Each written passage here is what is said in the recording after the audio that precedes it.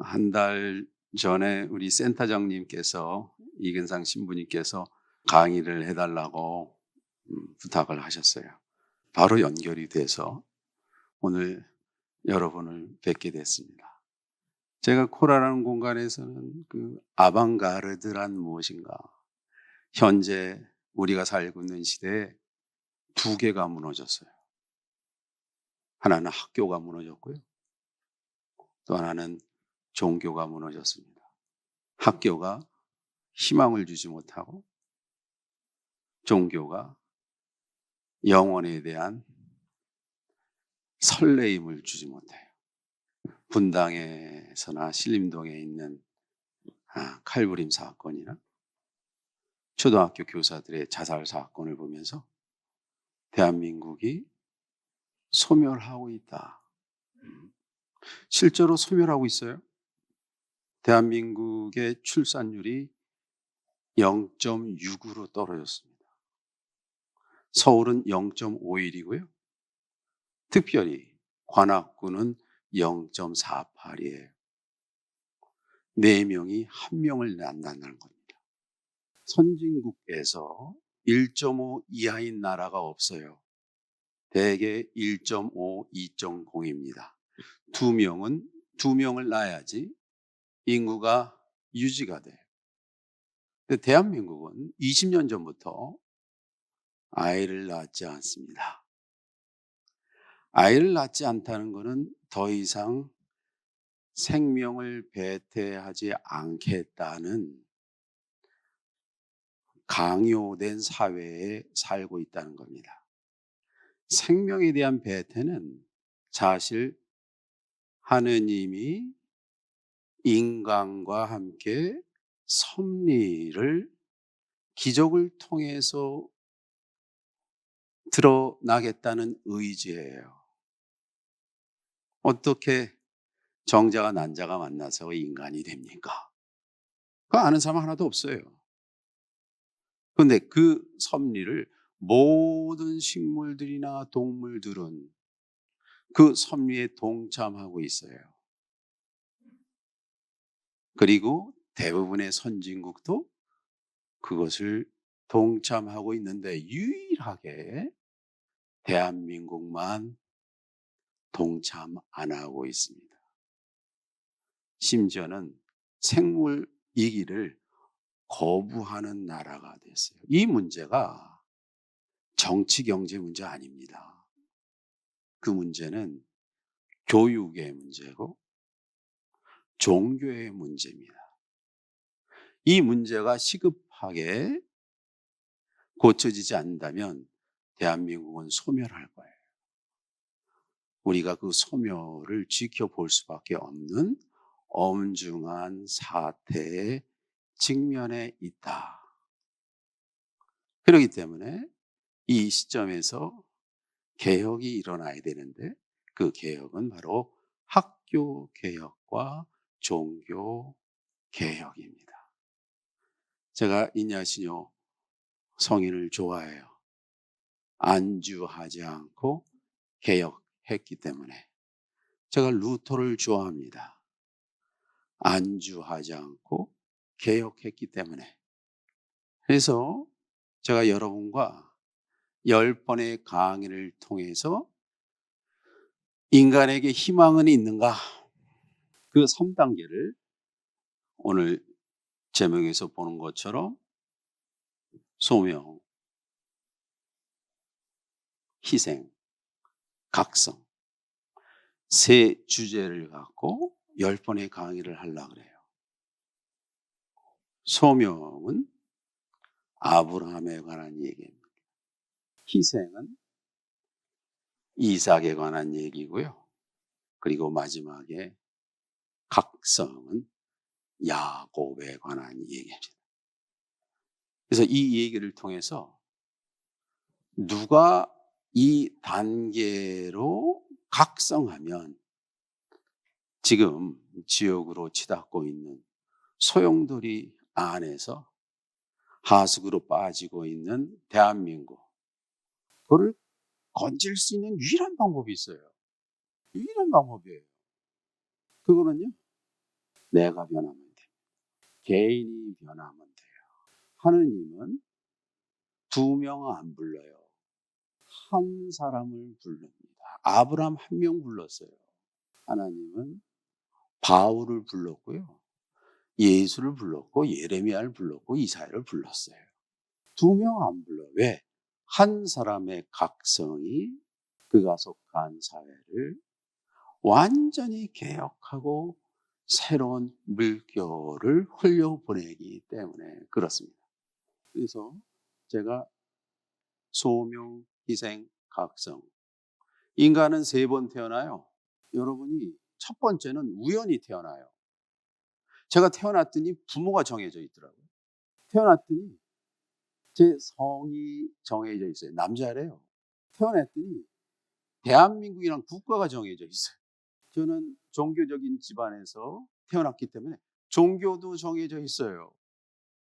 이런 것들은 인간이 다음 단계로 가기 위해서는 정색을 하고 스스로 의도적인 선택을 통해서만 변화할 수 있어요.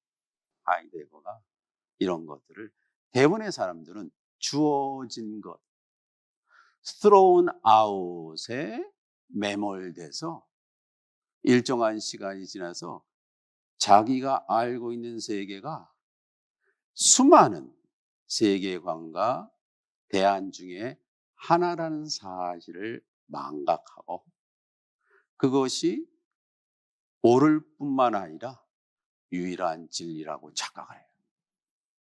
그래서 육체적으로 우연히 태어난 세계가 자기가 살고 있는 유일한 세계관이라고 착각하고 살고 있는 사람이 대부분이에요.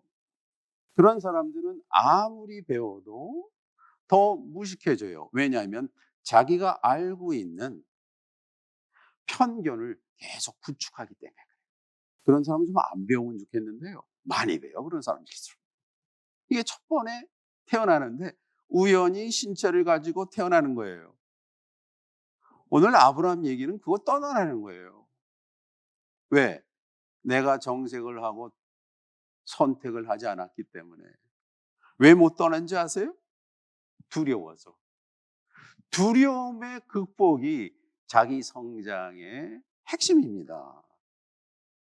시련의 극복이 다음 단계로 가기 위한 필수 조건이에요. 그래서 두 번째는 우리가 학교라는 시스템에서 다른 사람이 인생을 가지고 내가 나를 돌아보는 거예요. 그래서 두 번째는 인간이 정신적으로 태어납니다. 생물학을 공부하면서 내가 나비도 되어보고 벌도 되어보는 거예요. 해양을 공부하면서 자기가 물고기가 되어보고 고래도 되어보는 겁니다. 세계사를 공부하면서 내가 중국 사람도 되어보고 그리스 사람도 되어보고 메소포타미아 사람들도 되어보는 거예요. 다른 사람 되어보기. 사실은 교육은 역지사지의 훈련이에요. 다른 사람의 입장에 서는 훈련입니다. 그래서 많이 배운 사람일수록 한 가지 특징이 있는데 그걸 포용이라. 그 사람이 많이 배웠는지 안 배웠는지는 어떻게 알면 됩니까? 그 사람이 자신과는 전혀 다른 생각을 가진, 전혀 다른 정치적인 견해를 가진, 전혀 다른 성적인 취향을 가진, 전혀 다른 종교를 가진 사람을 포용하느냐를 보면 돼요. 대부분 배우질 못해요. 그러네 우리 교육 시스템이 무너졌기 때문에 우리 교육 시스템은 자기가 알고 있는 세계를 강화하는 고약한 배움이에요. 경쟁에서 이겨야만 사회에서 살 수 있다라는 것을 유치원 때부터 가르쳐요. 스카이버스를 3살 때 올라타야 된다는 겁니다. 그래서 우리나라에서는 교육에 희망이 없어요. 대학도 직업훈련소예요. 사람들이 나하고 다른 생각을 가진 역사, 종교, 문학을 읽고 자아를 깨고 확장하지 않고 자기가 우연히 알고 있는 정신세계를 계속 고착화시켜요.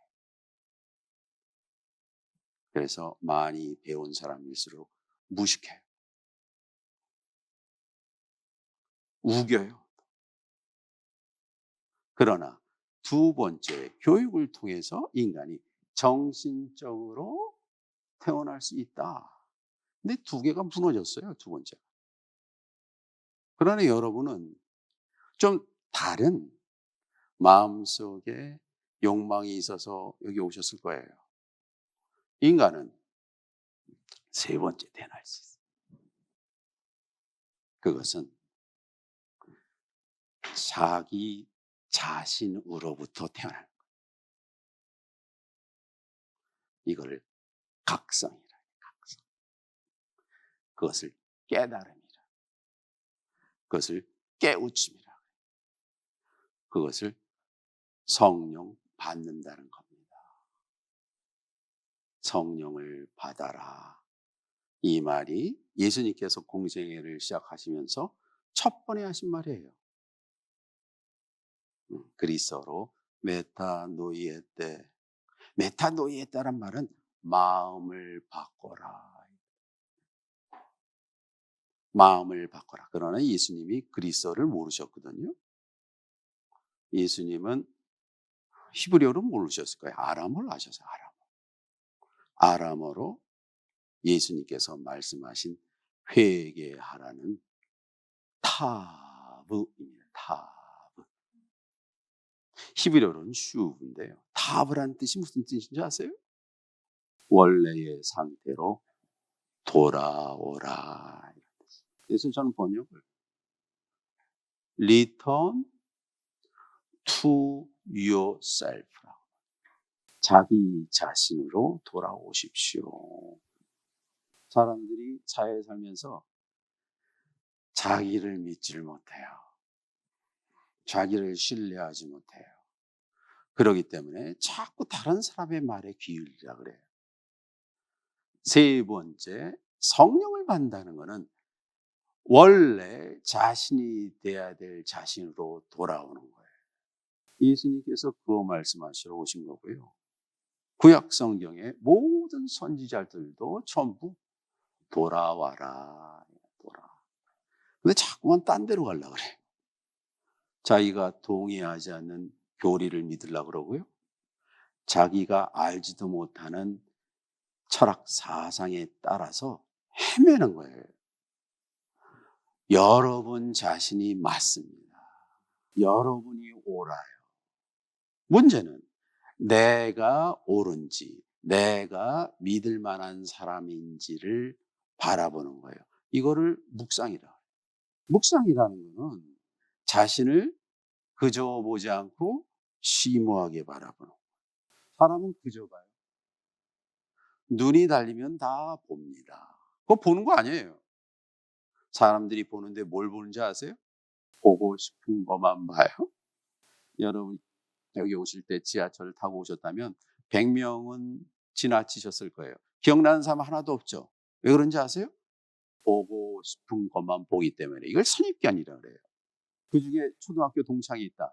그 사람은 알아보죠. 왜냐하면 입력되어 있기 때문에.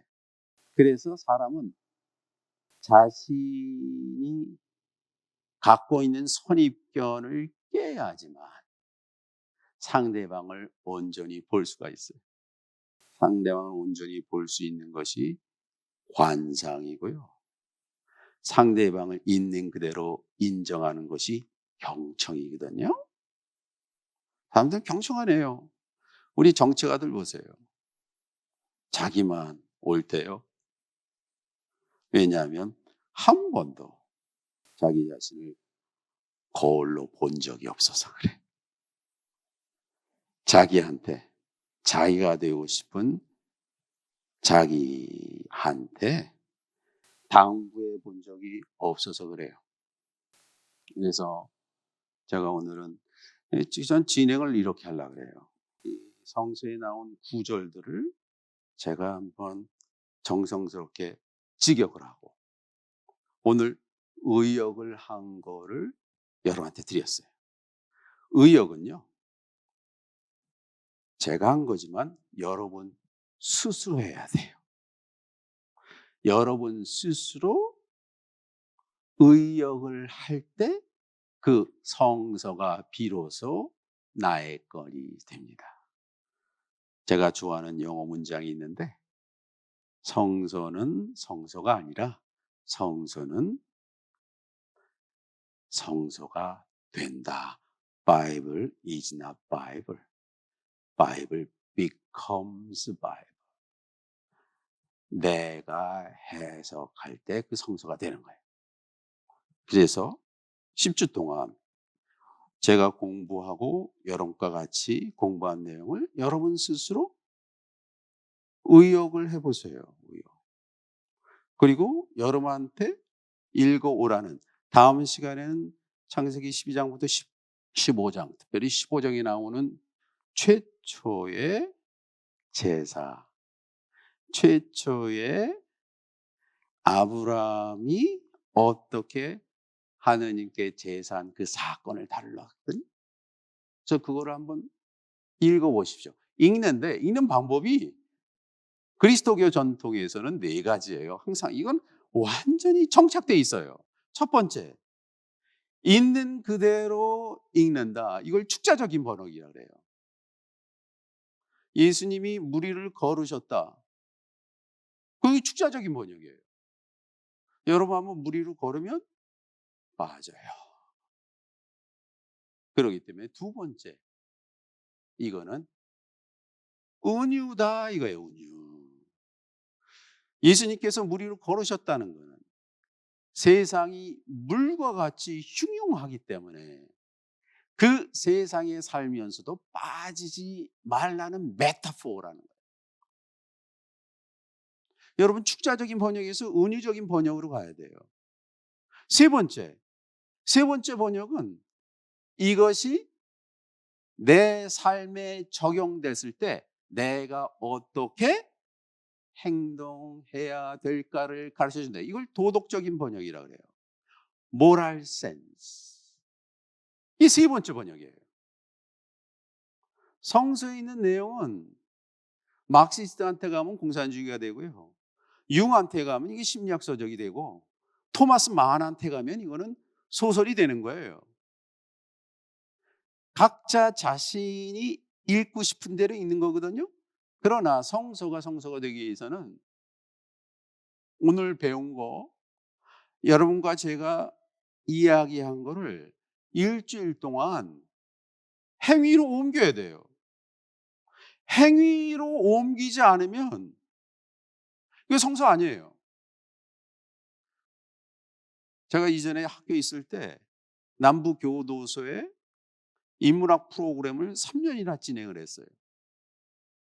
그래서 제가 집이 가평인데 남부교도소까지 2시간 반, 토요일마다 3년을 다녔어요. 거기 재소자들한테 내가 항상 하는 말이 있습니다. 여러분은 일주일 전과 다른 사람입니까? 제가 여러분한테 물어볼 거예요. 여러분은 일주일 전과 다른 인간입니까? 다른 인간이 안 되죠? 그건 죽은 사람이에요. 우주 만물 모든 것들은 다 변해요. 그런데 인간에게는 이 이성이라는 게 있어서 자꾸 안 변하려고 그래. 인간만 고질적이에요. 고질적이에요. 인간 안 변해요. 이 세 번째, 여러분이 성서의 내용을 일주일 동안 행동으로 옮겼느냐, 이게 중요해요. 성서의 내용이 여러분의 걸음걸이로 나오느냐, 이게 중요해요. 여러분의 음식 먹는 손짓으로 나오냐, 이게 성서예요. 이게 성당이나 교회 안에서만 말하는 게 아니에요. 여러분 표정이 달라져야 돼요. 네 번째. 네 번째는 뭐냐? 종말론적인 의미라 그래요. 에스카톨로지컬. 이거는 참 이게 오리게네스가 2세기 때 터툴리아누스하고 만든 성서 해석의 네 단계인데 이 네 단계 네 번째 단계는 뭐냐? 오늘 이 시간은 유일한 시간이라는 거예요. 내일 없어요. 여러분 생각에 있는 허상입니다. 과거 없어요. 걱정하지 마세요. 미래를 걱정하지 마세요. 과거는 지나간 지금이고 미래는 다가올 지금이에요. 지금에 집중하는 거거든요. 지금에 집중하는 삶. 그걸 종말론이라. 여러분에게 인생이 하루만 주어진다면 뭐 하시겠습니까? 뭐 이런 거예요. 이 성서가 내 삶을 어떻게 변화시킬 것인가를 여러분 스스로에게 질문하고 오늘 변화해야 돼. 이걸 에스카톨로지컬 미닝이라고 그랬어요. 그래서 이 네 단계로 성서를 한번 시도를 해보겠다 이거예요. 그래서 조금 말씀하신 소명, 소명. 이 보케이션이라고 그러죠. 보케이션.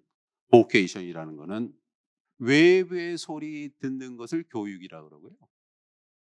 제가 교육하는 것 같지만 제가 여러분한테 요구하는 거는 여러분 마음의 소리를 들으십시오.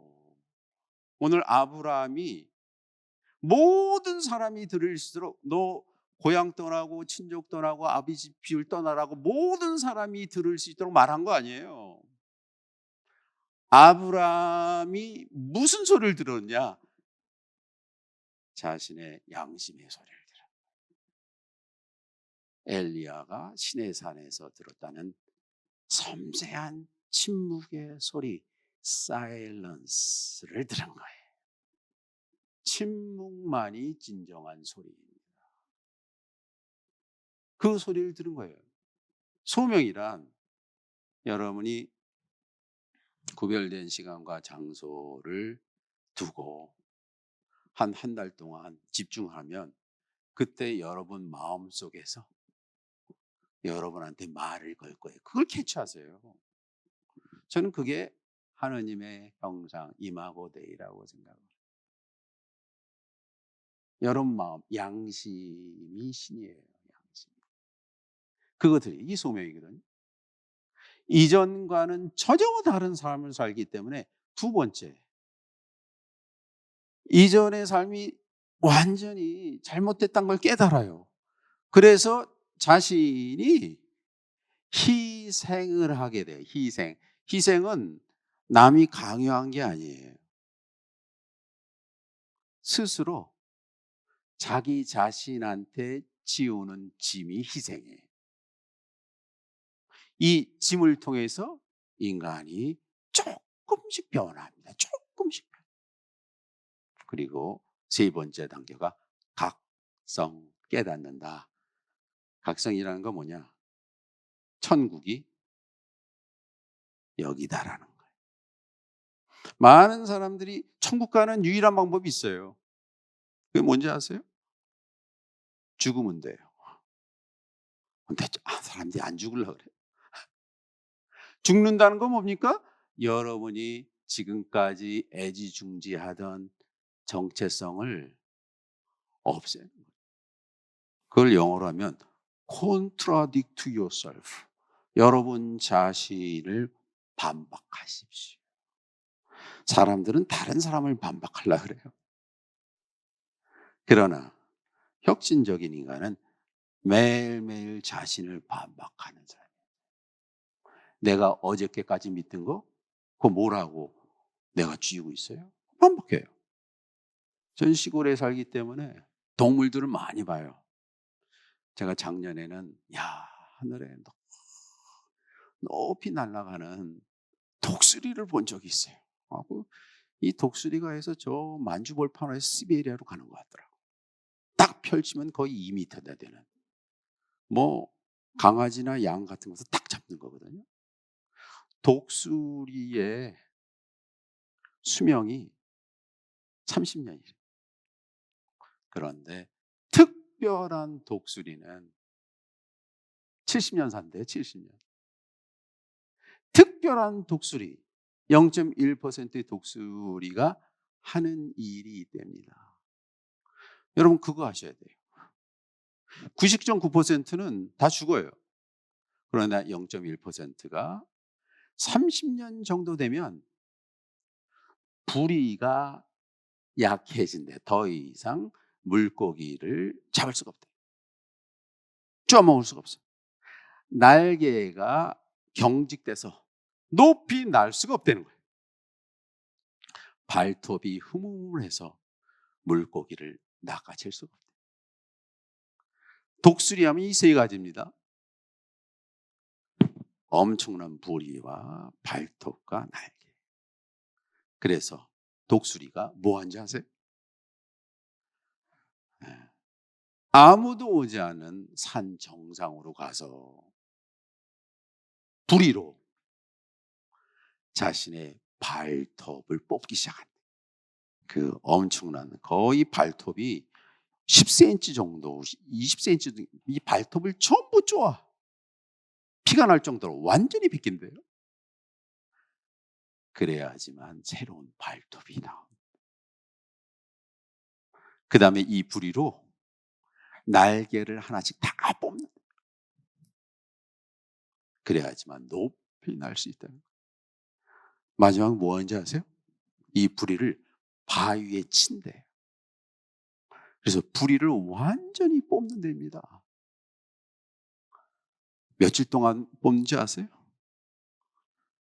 150일 동안.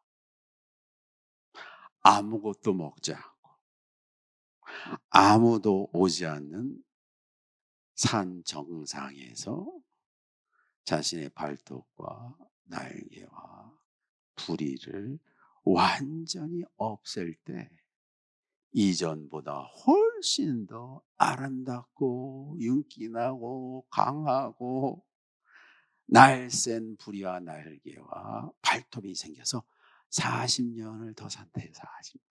오늘 얘기가 이 세 가지를 없애는 얘기. 누가? 아브라함이. 그래서 이 스토리가 이제 우리 과목이 막샤갈과 창세기에 관한 거기 때문에 아브라함이 샤갈에 관한 샤갈이 아브라함에 관한 그림을 그린 거는 창세기 18장 그 아브라함과 사라를 찾아온 세 천사 얘기예요. 그래서 샤갈 그림이 없기 때문에 샤갈이 그 소위 말하는 1958년부터 67년까지 막샤갈이 자신이 유대인으로 지금 벨라루스의 빕데스크 출신 아닙니까? 그림을 잘 그려서 그 당시에 러시아 모스크바에서도 공부하고 파리에서도 공부하고 그 당시에 있는 많은 그 예술가들과 교류했지만 아주 독특한 샤갈만의 그림을 그렸어요. 샤갈은요 이전에 샤갈식의 그림도 없고 이후에도 없어요. 이 사람이 또 오래 살았습니다. 1887년부터 1985년까지 98세를 살았으니까. 그래서 마지막 인생 마지막에 거의 67세인가 돼서 내가 성서 그림을 대형으로 그리겠다. 이게 가로 세로, 가로가 2m, 세로 3m예요. 그래서 이 그림을 그립니다. 아주 크게 대형으로. 그래서 프랑스 양들의 말로가 문광부장 갈 때 프랑스의 최초의 개인을 위한 미술관을 지었는데 프랑스 니스의 막 샤갈 성서 박물관이니까 그러니까 여러분 니스 가면 이 박물관에 꼭 가세요. 이 그림이 인간 창조라는 그림입니다. 위에 빨간 게 막 보이죠? 그래서 이 사람이 좀 영향을 많이 받았는데 그 유대 신비주의 까발라의 영향을 받았어요. 하나님은 인간에게 책이 아니라 햇빛과 같은 거로 우리한테 직접 온다. 그래서 빨간 걸로가 이렇게 돌려 있고 여기서 이제 인간 창조인데 천사가 날개를 펴고 인간을 데려와요. 그러니까 막 샤갈이 생각에 인간은 흙으로 창조된 것이 아니라 천사가 하느님이 하늘에 있는 존재를 직접 데리고 지상에 내려왔다. 여기 등장한 인간의 모습, 여러분 앞으로 기억하세요. 이 인간의 모습이 자꾸 등장합니다. 아브라함이 이삭의 헌신, 창세기 22장에 등장하고 창세기 29장에 야곱의 사다리에도 등장하고 저 모습이 계속 등장을 해요. 막자갈이 의도적으로 인간이 누구인가? 인간은 하느님이 특별한 인물을 줘서 이 땅에 태어난 존재다 라는 것을 그린 것 같아요. 그래서 오늘 막자갈 그림 이후에 창세기 12장 1절에서 한번 시작을 해볼게요. 창세기 12장 1절이 이렇게 시작합니다. 야훼께서 아브람에게, 아직 아브라함이 되지 않았어요. 아브람에게 말씀하셨다. 세 가지를 버려라. 첫 번째, 아르제가, 내가 태어난 장소, 고향을 버려라. 두 번째, 내가 관계 맺고 있는 친척을 버려라. 세 번째, 너를 감싸고 있는 아버지 집을 버리고 떠나라 그랬어요. 그리고 가라. 내가 너에게, 여기 중요해요. 보여줄 땅으로 가라. 보여줄 땅이에요. 여기 미래형이에요. 과거형이 아니에요.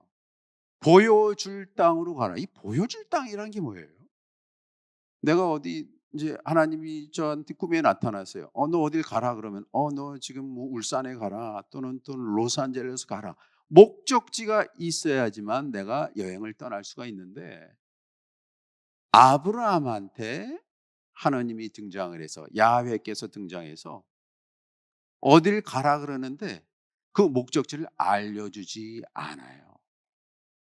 사실은 창세기 12장이 최초의 역사 기록이라고 할 수가 있어요. 창세기 1장부터 11장까지는 우주 창조 얘기, 인간 창조 얘기, 에덴 동산 이야기, 노아 홍수 이야기로 되는 이 우주의 기원이 무엇인가를 알려는 그 기원에 대한 관심으로 쓰여진 거예요. 그러나 창세기 12장은 고고학자들이 처음으로 연대를 측정할 수가 있어요.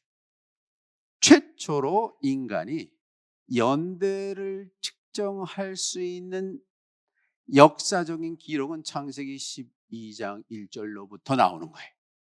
여러분, 아브라함이라는 사람이 인류 역사에 아브라함만큼 영향을 끼친 인물은 없습니다. 왜냐하면 유대교, 그리스도교, 이슬람교의 시조예요.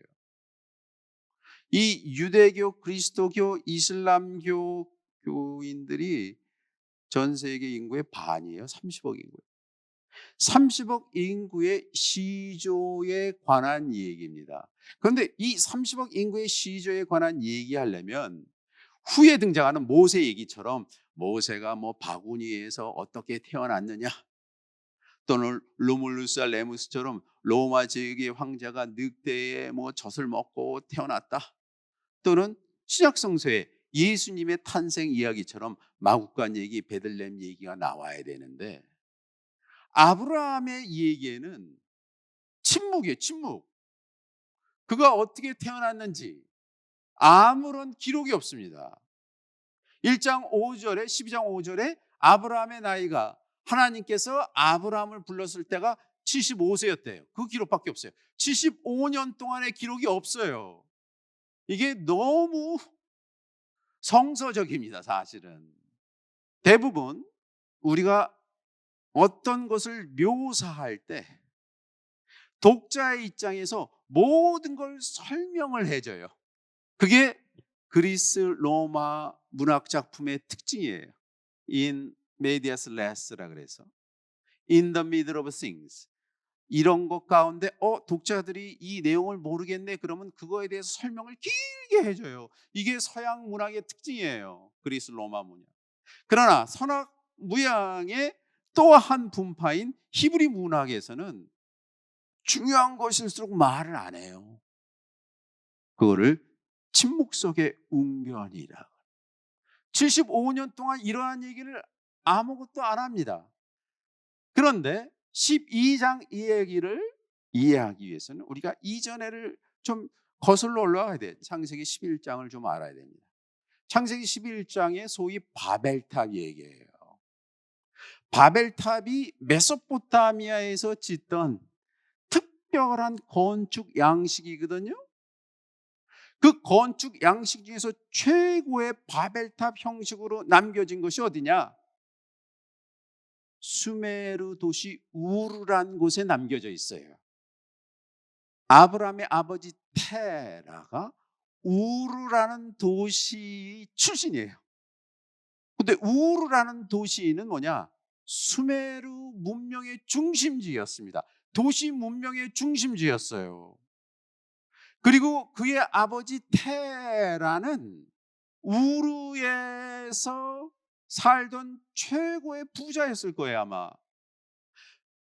아브라함의 아버지 테라라는 사람의 이름의 의미는 당신은 달신을 섬기는 사람입니다 라는 뜻이에요. 우르라는 도시가 달신 섬기는 도시였거든요. 그래서 수메르 문명의 메트로폴리스인 우르 출신이에요. 거기서 상당한 돈을 벌었을 거예요, 테라가. 그래서 테라가 그 당시 기원전 20세기, 아브라함이 등장한 시기가 기원전 18세기인데요. 엄청난 사회 변혁이 일어났는데 시리아 쪽에서 유목민들이 막 침공을 해서 수메르가 멸망을 하고 바빌론이 등장하기 시작을 했어요. 그래서 바빌론의 새로운 국가가 등장하는데 그것이 고대 바빌로니아 국가예요. 거기에 그 유명한 함무라비 왕이 있고, 근데 함무라비는 달신을 섬기는 사람이 아니라 태양신 말둑을 섬기는 사람이었어요. 그러니까 테라가 평상시 자기 비즈니스로 엄청난 타격을 입었을 거예요. 그래서 테라가 어디로 이주했는지 아세요? 하란으로 이주합니다. 하란은 저 우르로부터 885km나 떨어진 시리아 북부예요. 왜 하란으로 왔는지 아세요? 하란이 달신 섬기는 중요한 도시이기 때문에 그래요. 거기로 온 거예요. 거기서 와갖고 테라가 3명의 아들을 낳습니다. 아브라함하고 하란하고 나홀이라는 아들을 낳아요. 그렇죠? 하란이 도시명이라고 인명이기도 해요. 이 하란에서 죽어요. 그래서 나홀만 있게 되는데, 나홀의 딸이 2명이 있었고, 거기서 아브라함이 사레라는 여인을 아내로 취합니다. 그리고 죽은 하란의 딸 이름이 밀카예요. 이 이름과 지명이 전부 메소포타미아의 달신 섬기는 문화하고 깊이 관여되어 있어요. 사라는 말이 무슨 뜻인지 아세요? 사라가 달신을 섬기는 사제의 이름이 사라였어요. 프린세스란 뜻이에요. 여왕. 밀카는 달신의 딸인 샛별신인 이슈타를 여신의 여자 사제가 밀카였거든. 그래서 이 모든 것이 다 달신 섬기는 문화, 도시 문화하고 연관되어 있었다. 그 하란의 어느 날 저녁에 아브라함이 75세가 된 거예요. 상당한 부자가 됐어요. 그런데 갑자기 내가 누구인가를 질문하기 시작했어요. 자신이 삶을 이렇게 끝낼 것인가? 아니면 새로운 삶을 위해서 다시 태어날 것인가? 이 고민하던 중에 아브라함이 침묵의 소리를 들은 거예요. 야훼 하나님께서 아브라함에게 말씀하신 겁니다. 첫 번째, 너는 내가 태어난 고향을 떠날 수가 있느냐? 고대 사회에서 자신의 고향을 떠나는 일은 살인을 했을 때 고향으로부터 쫓아내요. 그 사람은 죽는 거거든요. 내가 태어난 고향을 떠날 수가 있느냐? 두 번째, 너를 보호하는 친족을 떠날 수가 있느냐? 세 번째, 너를 정말 사랑하고 보호해주는 아버지 집을 떠날 수가 있느냐? 이 문장에서 가장 중요한 것은 뭐냐? 여기 빨간 글씨로 쓴 건데 레클르카, 히브리어로는 그런 뜻인데요. 레클르카가 무슨 뜻이냐면 너 자신을 위해서라는 뜻이에요. 너 자신을 위해서 이 세 가지 너에게 정체성을 준 것을 버릴 수가 있느냐?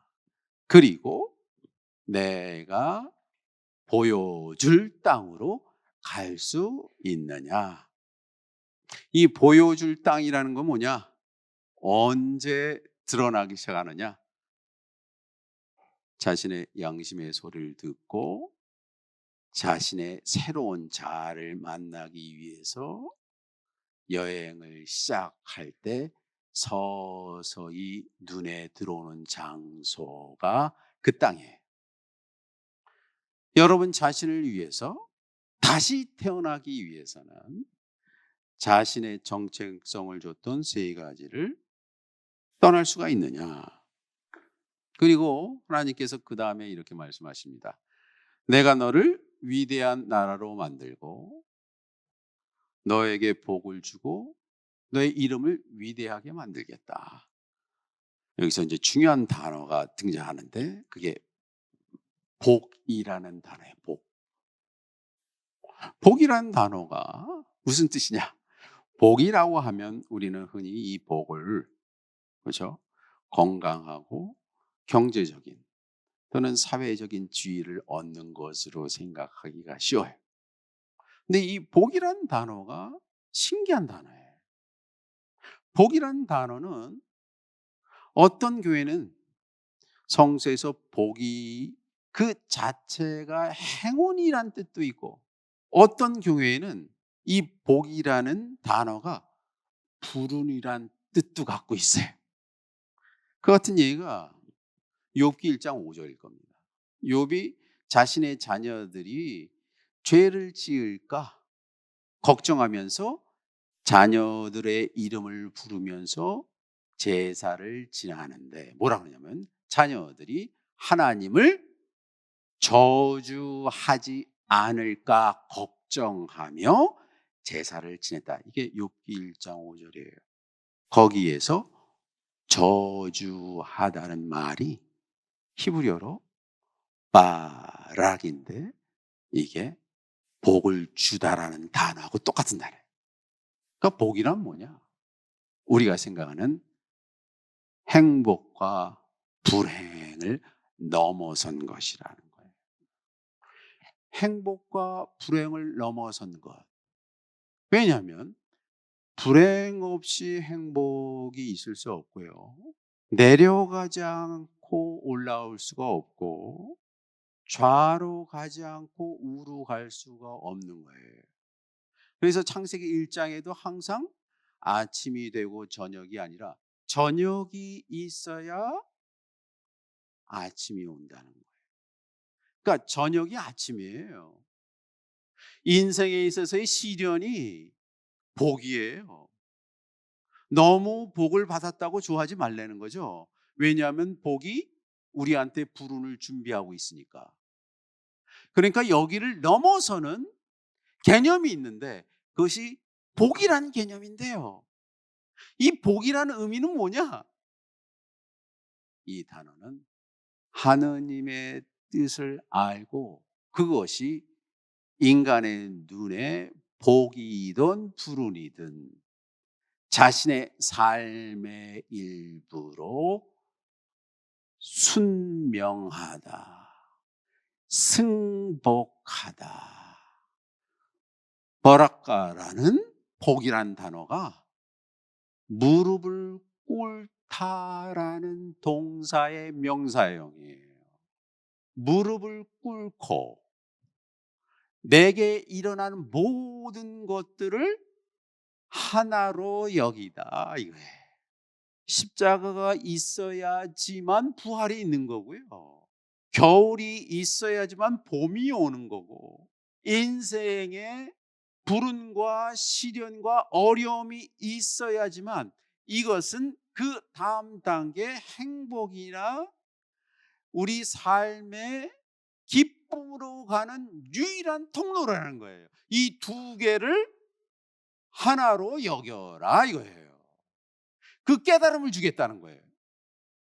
복의 근원이 된다는 것은 너한테 많은 재물을 주겠다 이게 아니에요. 인생에 있어서 일어나는 시련과 기쁨과 슬픔과 성공과 실패 이 모든 것이 하나라는 사실을 깨닫게 해주겠다 이거예요. 그게 복입니다. 그게 순명, 신의 뜻에 무릎을 꿇는 거예요. 지금 성공 가도를 달리던 아브라함에게 성공을 해서 그 재산이 얼마나 많은지 아세요? 욥처럼 동방의 최고의 그 아버지 때부터 이 아브라함이 최고의 부자였어요. 그러나 75세가 돼서 Who am I? 내가 왜 인생을 사느냐 이 질문을 하기 시작했어요. 여기서 자기가 독수리가 자기의 부리와 팔톱과 깃털을 뽑아내야지만 더 높이 날을 수 있듯이 이 두 가지가 하나다. 그래서 지금 소명기사에서 아브라함한테 뭐라 그러냐? 인생에 있어서의 모든 것은 수레바퀴와 같다. 잘 되고 못 되는 것이 매 한 가지다. 그것을 내가 너한테 깨닫게 해주겠다라고 말씀하신 거예요. 이 깨달음이 우리가 하는 행복과 불행을 넘어서는 겁니다. 이 깨달음이 우리가 인생을 살면서 갖추어야 될 삶의 무기예요. 그렇기 때문에 인생에 어떤 시련이 와도 내가 극복할 수 있는 겁니다. 그 마음가짐을 주겠다는 이 각성을 주겠다는 게 이게 진정한 복이에요. 그러기 위해서는 기존에 가졌던 이 세 가지 당신한테 정체성을 주는 세 가지를 떠날 수가 있느냐 이거죠. 그래서 내가 그런 마음을 가지고 산다면 너한테 복을 주는 사람한테는 복을 주고 너를 저주하는 사람한테 내가 저주할 것이다. 너를 통해서 여러분 한 사람을 통해서 우리 공동체가 달라지고 우리 나라가 다시 태어날 수가 있다 이거예요. 근데 너무 신기해요. 갑자기 아러블루 사막에 잘 살고 있는데 아브라함한테 이 소리가 들렸어요. 이건 분명히 양심의 소리였을 거예요. 깊은 기도를 통해서 하나님이 그 마음속에 얘기하신 거예요. 이거를 흘려보내지 않았어요. 아브라함은 이거 흘려보내지 않았어요. 그래서 뭐라 그랬냐? 떠난 거예요. 이 결정도 너무 급작스럽고 단호하고 강력해요. 아브라함은 야훼께서 말씀하신 대로 떠났대요. 그가 떠나면 더 그가 명성을 갖고 부를 갖고 모든 사람에게 존경을 받냐? 그거 아니에요. 사실은 아브라함이 떠나서 하나님이 약속한 땅, 가나안 땅으로 가는 데는 몇 년 걸린지 아세요? 이스라엘 사람들 오는데 한 700년 걸렸거든요. 700년 걸렸고, 특별히 그의 아내 사레는 아이를 낳지 못하는 여자였어요. 그런데 복을 준다니. 그런데 인생이라는 것이 사실은 한치의 앞을 예상할 수 없는 신비입니다. 그렇죠? 오늘 저녁에 무슨 일이 일어날지 몰라요. 내 운명이 어떻게 될지 몰라요. 이게 종말론적인 의미예요. 그러나 이 깨달음이 왔을 때는 모든 것을 버려두고 과감히 떠났다. 이게 아브라함을 신앙의 조상으로 만든. 잠깐 여기 있는 주식 처분해야 되고 누구 친정 뭐 말해야 되고 뭐 그런 거 없어요. 떠났대요.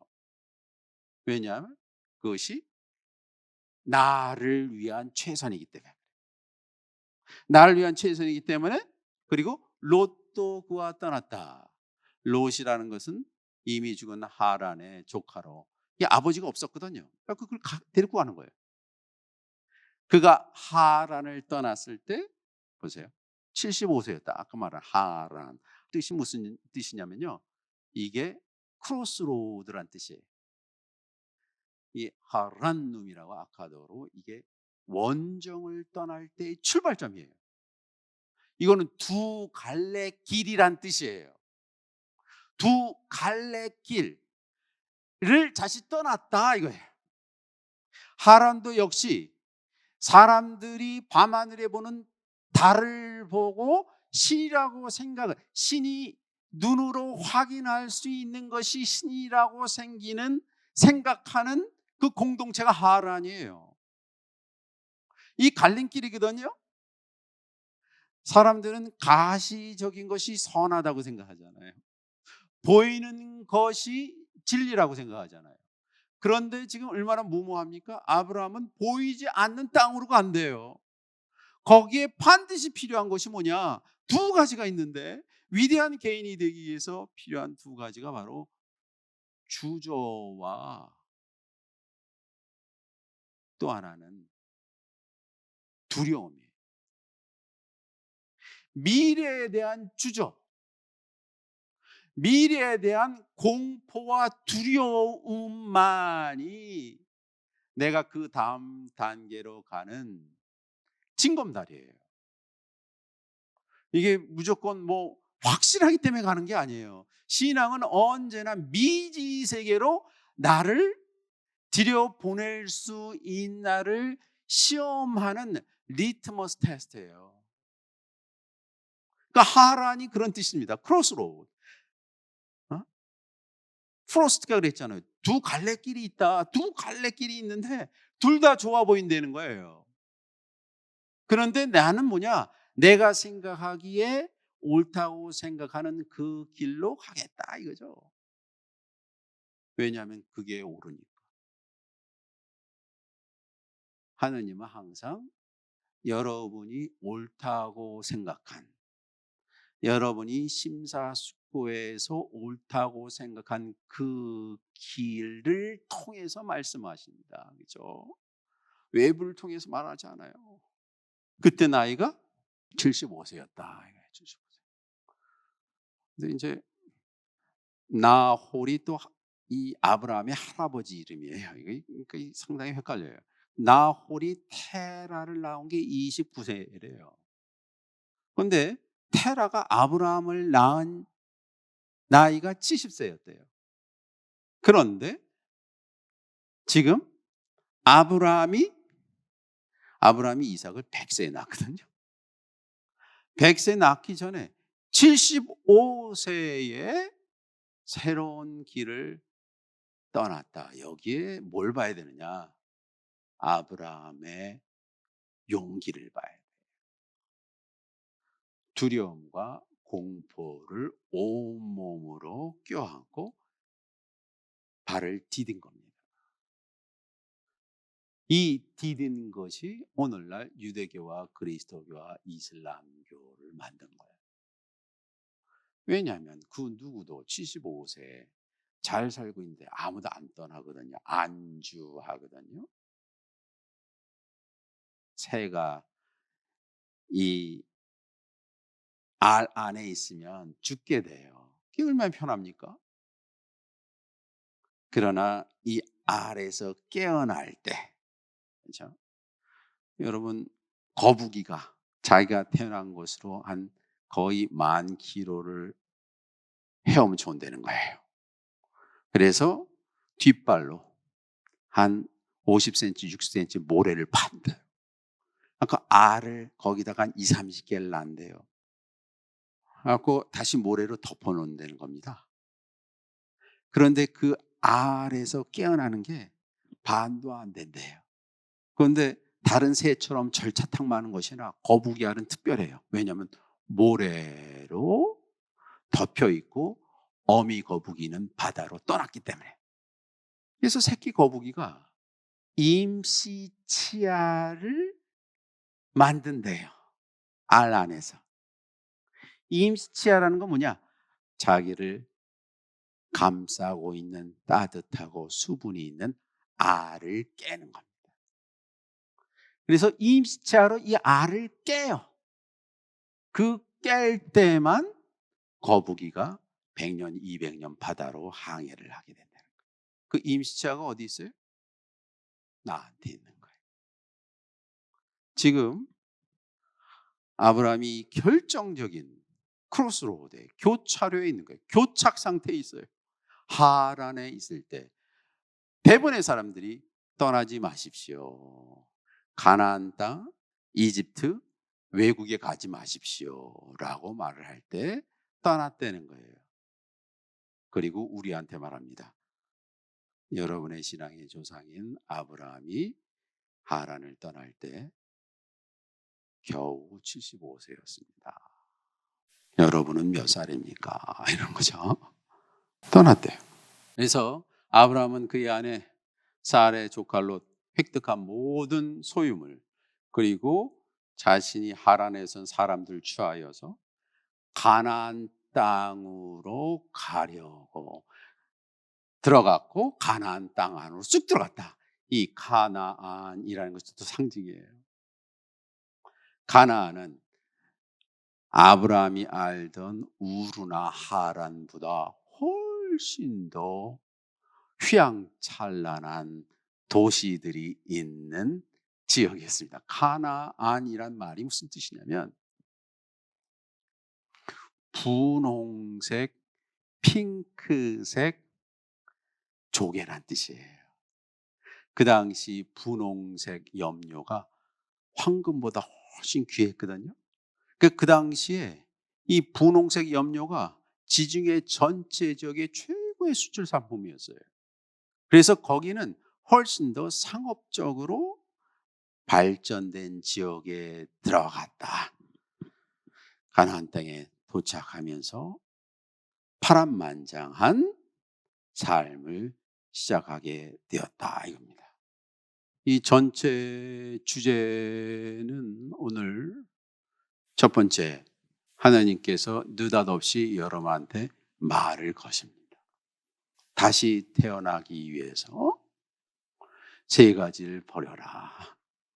너를 보호해주는 고향을 버려, 친족을 버리고 아버지 집을 버릴 수가 있느냐. 그 버림이 뭘 위해서? 너 자신을 위해서. 그리고 내가 지시할 땅으로 갈 준비가 되어 있느냐, 그 용기가 있느냐. 이거를 아브라함 얘기를 통해서 처음에 역사 소설을 한 것 같아요. 그래서 저는 여러분하고 같이 10주 동안 이렇게 성서를 깊이 읽고 싶고요. 여러분과 함께 이렇게 변화하고 싶어요. 변화하고 싶어요. 그래서 여러분이 다음 시간에는 그 창세기 15장까지 읽어 오시는데, 저는 이제 이 변화에 있어서 가장 중요한 것이 자기 점검이에요. 자기 점검. 자기 스스로 자기를 점검하는 시간을 갖고 창세기 12장부터 15장까지 읽어 오시면 다음 시간에도 아브라함의 그 구별된 여정을 함께 공부하는 시간을 갖도록 하겠습니다.